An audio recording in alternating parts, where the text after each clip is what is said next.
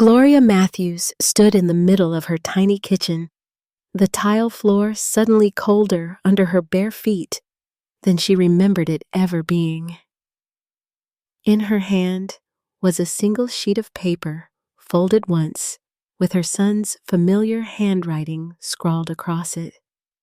"Goodbye, old lady. Thanks for the money." For a long moment, she just stared at it, willing the words to change, praying she had misread them somehow.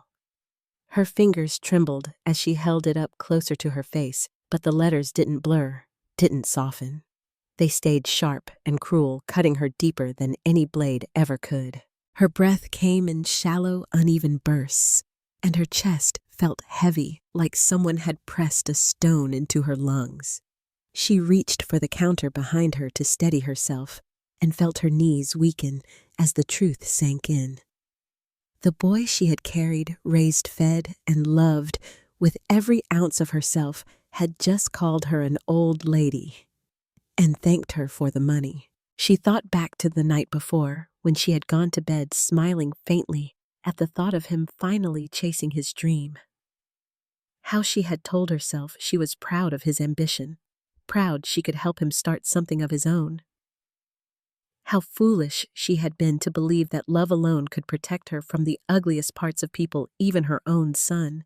Her fingers curled around the note, crumpling the corner, though she didn't even notice.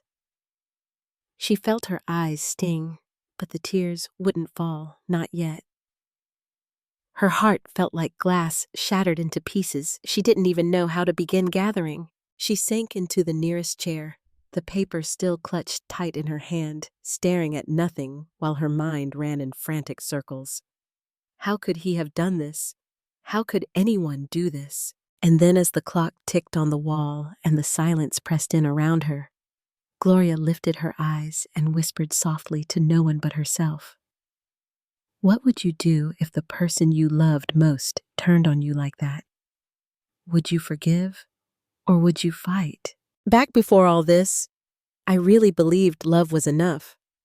I believed that if you poured yourself into someone, gave them everything you had, they'd grow strong and whole and grateful.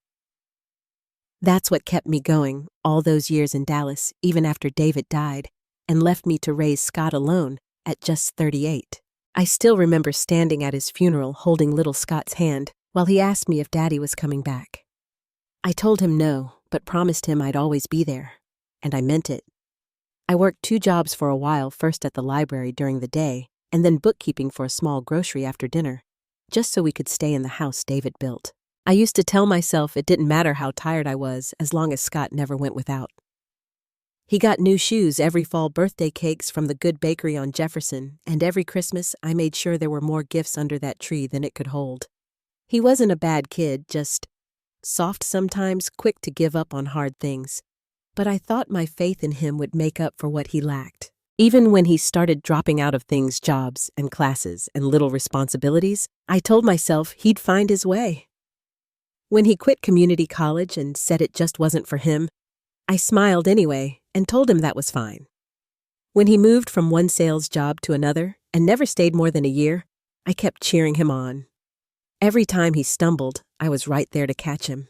Sometimes, late at night, I'd lie awake and wonder if maybe I'd spoiled him too much.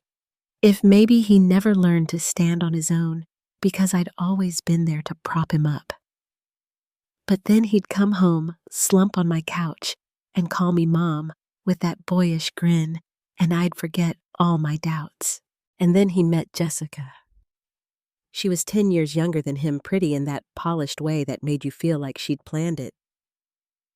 She worked at a bank and always dressed sharp even on weekends. The first time she came over for dinner, she brought a bottle of wine and called me Mrs. Matthews in this respectful but distant tone that told me she didn't really see me as family. Still, I liked her ambition. I thought maybe she'd push Scott to be better, to stick to something for once. I remember telling myself as I watched her straighten his tie one Sunday morning that she might just be the making of him. He'd call me and tell me about how she wanted to save for a house, how she made him take financial planning classes, how she told him he was capable of more. That gave me hope, maybe more than I should have let myself feel. They got married at City Hall, nothing fancy, and I paid for a small reception after because I didn't want them to start out with debt. I told myself this was it. This was the turning point. He was finally going to grow into the man I always believed he could be. But even then, if I'm honest, there were little signs. The way she sometimes glanced at him like he was a project. The way he'd brush off her criticism and tell me she just didn't understand him. And sometimes the way she'd look at me like I was in the way. Still, I clung to the thought that love could fix all of it. That my love for him, and maybe hers too, would carry them through. I didn't want to admit even to myself that maybe I'd given too much. Maybe by giving him everything, I'd left him with nothing to build on. So when they sat me down and told me about their big plans, their restaurant dream, I believed. I wanted so badly to believe, because after all those years of sacrifice and hope, I still couldn't bring myself to say no to my boy. At first, it was just little things. The way Jessica would roll her eyes when I offered to bring over a casserole, or how Scott would sigh if I asked too many questions about his work. They never said anything outright, not at first, but I started to feel like my presence was more of an obligation than anything they wanted. I'd call to check in, and sometimes Jessica would answer her voice tight, saying they were busy, and maybe I could stop by another time. When I did come over, she'd clear her throat when I tried to help clean up and tell me they had a system. Even Scott started calling less forgetting my birthday one year, and then saying he'd just been swamped. One night, I overheard them whispering in the kitchen when they thought I was asleep on the couch. Jessica's voice was sharp as she said she didn't know how much longer they could keep picking up my slack. Then his softer reply, something about me being set in my ways, and how maybe it'd be better if I wasn't always around. I lay there staring at the ceiling, pretending not to hear my chest tight. After that, it only got worse. They'd make little jokes about my memory, about how I was too old to keep up with things. Scott laughed one Sunday when I forgot the name of his boss and told me I should really think about looking into one of those places where they take care of everything for you. Jessica just nodded as if it was the most reasonable suggestion in the world. I'd sit at their dinner table while they talked over me about business plans and friends I didn't know, like I wasn't even there. Sometimes I'd try to chime in and they'd just glance at each other, then change the subject. There was this quiet edge to everything, a sense that I was out of place in their lives, no longer someone they wanted to make room for. One afternoon, when Jessica was driving me home, she finally said it outright. She told me there was a really nice assisted living community just outside the city, and maybe it would be good for me to be around people my own age. She said it with a bright smile, but her hands gripped the wheel a little too tightly. Scott just looked out the window and didn't say a word. I sat there in silence, my hands folded in my lap, and tried to swallow the knot in my throat. That was when I started realizing something I didn't want to admit. They didn't see me as a mother anymore. They saw me as baggage. It hurt in a way I can't quite describe. Like every meal I'd cooked for him every hour, I'd worked overtime to keep him clothed and fed every night, I'd stayed up sick with worry when he was out too late. All of it meant nothing. He wanted me out of the way now. And yet I kept showing up, kept calling, kept offering to help. Part of me thought if I just stayed patient and kind enough, they'd remember. They'd remember who I was and how much I loved them. But deep down, I knew. Every little comment, every dismissive glance, every polite but cold smile was cutting me down piece by piece. By the time they invited me over that rainy October evening, I already felt hollow. The woman who walked through their door that night wasn't quite the same one who had raised him. I was tired. Tired of being treated like nothing more than a burden. And even though I didn't know it yet, I think a part of me already knew they were about to ask for something big. Something that would take what little I still had left. It was a gray October evening when they showed up at my door, both of them dressed sharper than I'd ever seen. Scott wore a navy suit with a crisp white shirt, and Jessica had on one of her sleek dresses with a leather folder clutched under her arm. They smiled big when I opened the door, and for a moment, I forgot all the little hurts, all the quiet digs. I invited them in and hurried to make coffee, noticing how Scott straightened his tie and cleared his throat like he was about to deliver a speech. Jessica spread papers and charts across my little kitchen table, her voice calm and polished as she began talking about their dream. It wasn't just a restaurant, she said it was a concept.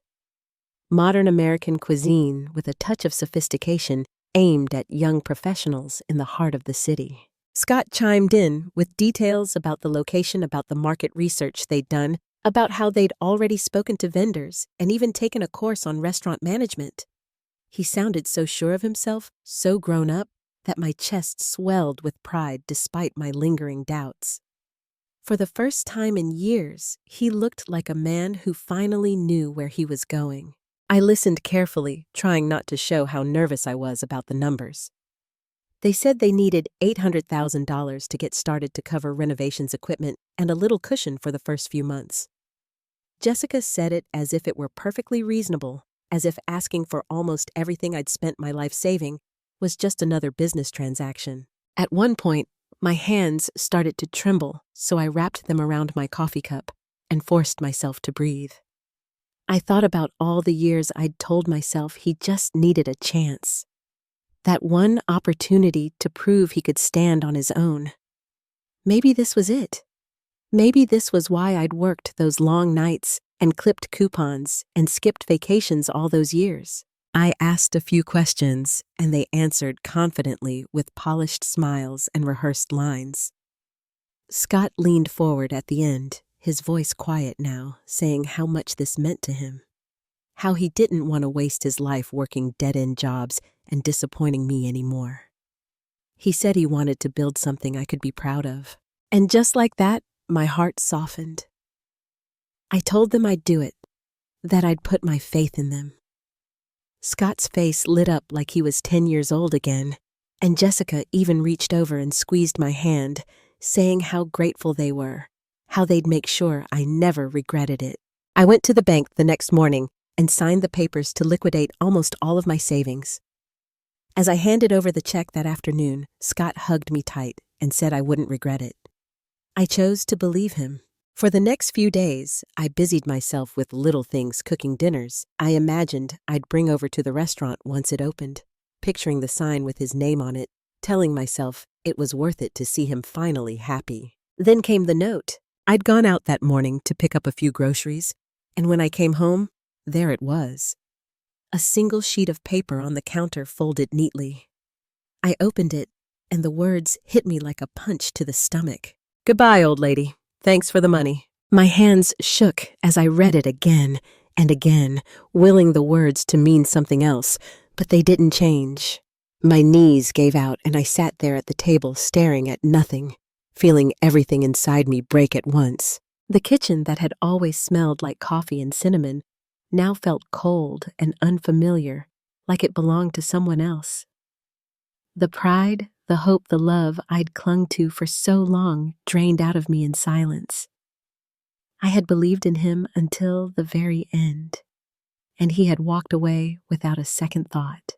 I sat at that kitchen table for what felt like hours, the note still in my hand, the words burned into my mind. My whole body felt heavy, like all the years of loving and giving had finally caught up to me. But under the weight of it, somewhere deep, a faint voice started to speak. It was David's voice, clear as if he were still sitting across from me. He used to tell me never to let anyone, not even blood, see me as weak. He'd say a person who mistakes your kindness for weakness will keep taking until you teach them otherwise. I wiped my eyes with the back of my hand and stared at that note one last time before folding it up and setting it aside. My heart was still broken, but my mind had gone sharp. This was my life, my work, my money. And if he thought he could just walk away and leave me with nothing, he didn't know me at all. I stood up, my knees stiff, but my steps steady as I walked to the little fireproof box in my closet. Inside, tucked between old tax returns and birth certificates, was the power of attorney Scott had signed years ago, when he was too careless to manage his own accounts. I'd kept it, never dreaming I'd actually need it, but here it was waiting for me, like an old friend. I held the paper in my hands and felt a calm settle over me. This wasn't just about the money anymore. This was about who I was. I had spent my whole life taking care of people, and somewhere along the way, they'd forgotten that I was someone worth respecting. I carried the document back to the table and laid it flat, smoothing the edges like it was a flag I'd just pulled out of storage. Then I picked up the phone and dialed my banker's number, my voice steady as I asked to set up a meeting first thing the next morning. I'd given them everything I had to give, but they were about to learn that I wasn't done yet. I was still Gloria Matthews, and nobody was going to write me off like I didn't matter. The next morning, I walked into the bank with my chin high, and that power of attorney clutched in my purse. Michael, an old friend who'd helped me with my accounts for years, met me in his office and listened quietly as I told him everything. His expression hardened when I showed him the note, and he nodded without hesitation before pulling up Scott's accounts on his screen. There it was. Nearly $500,000 still sitting there untouched since the transfer. Michael glanced at me as if to be sure, and I just gave him a slight nod. He typed quickly, filled out a few forms, and within minutes the funds were frozen tight. I left the bank feeling lighter than I had in days, even with my heart still bruised. By evening, my phone started ringing. At first I ignored it, but when it kept flashing with his number, I finally picked up. Scott's voice cracked as he asked why his cards weren't working, why the account was frozen, why I was doing this to him. Jessica got on next, her voice sharp and cold, accusing me of sabotaging their future. She said things I won't repeat, her anger thinly masking her fear. Then Scott came back on his words, tumbling into each other as he begged me to unlock it, to please just let them have what was theirs. I sat at my kitchen table and listened to them go back and forth, threatening one moment and pleading the next. My hands didn't shake this time. My voice didn't waver. I let them finish. Then I said softly into the receiver, the only thing I had left to say. "You already said goodbye," and I hung up. The silence that followed was sweeter than I'd imagined. They thought they could take everything from me, but they forgot who they were dealing with. I wasn't the weak old lady they'd written off.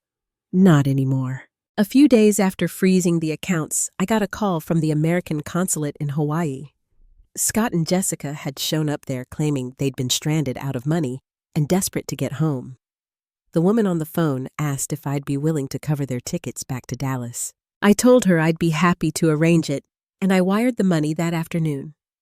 But before I did, I made one more phone call, this time to Officer Bennett at the Dallas Police Department. He promised me there'd be a couple of officers waiting when their flight landed. On the day of their arrival, I stayed home, sitting in my favorite chair by the window with a hot cup of coffee. I could almost picture them stepping off that plane, looking around nervously, expecting to see me waiting with open arms. Instead, they saw badges. Later that night, Officer Bennett called, just like he'd promised. He said they were both in custody, their luggage full of designer clothes and receipts they couldn't begin to explain. He told me Scott had looked stunned when the cuffs went on, like he couldn't believe this was happening to him. I thanked him and hung up, letting the quiet of my little apartment settle around me. There was no gloating, just a deep sense of justice, like finally putting the last piece of a puzzle in place. They thought I wouldn't fight back, but they were wrong. The courtroom was quiet when I walked in, the kind of quiet that feels heavy. Scott and Jessica sat side by side at the defense table, both in plain clothes, now no longer dressed to impress anyone. I took a seat in the back, my hands folded tightly in my lap, watching the boy I once rocked to sleep keep his head down. When the judge asked for his plea, Scott stood slowly, his voice low but clear, as he said guilty. For the first time in years, he didn't look angry or defensive. He just looked tired, ashamed, like a man who finally understood what he'd done. Jessica, on the other hand, kept her chin high and her arms crossed, talking fast about how she didn't know how it wasn't her fault how Scott had misled her too. She avoided looking at me, but I could see the resentment in her eyes every time the judge cut her off. She still thought she could talk her way out of it. As the sentencing was read, I felt something shift inside me. There was no joy in hearing how long they'd serve or how much they'd have to repay. There was only a quiet sense of justice, a fragile kind of peace that came from knowing the truth had finally caught up to them. I stayed in my seat even after the gavel fell, letting myself take in the weight of it all. I was proud of myself for standing up, proud of the woman I still was. But a small part of me still grieved for the little boy I used to know. Seeing him led away in handcuffs was the hardest thing I've ever done. But it was also the only way forward. If you're still watching, I want you to hear me when I say this. Love is one of the greatest gifts we can give, but it should never cost you your self-respect.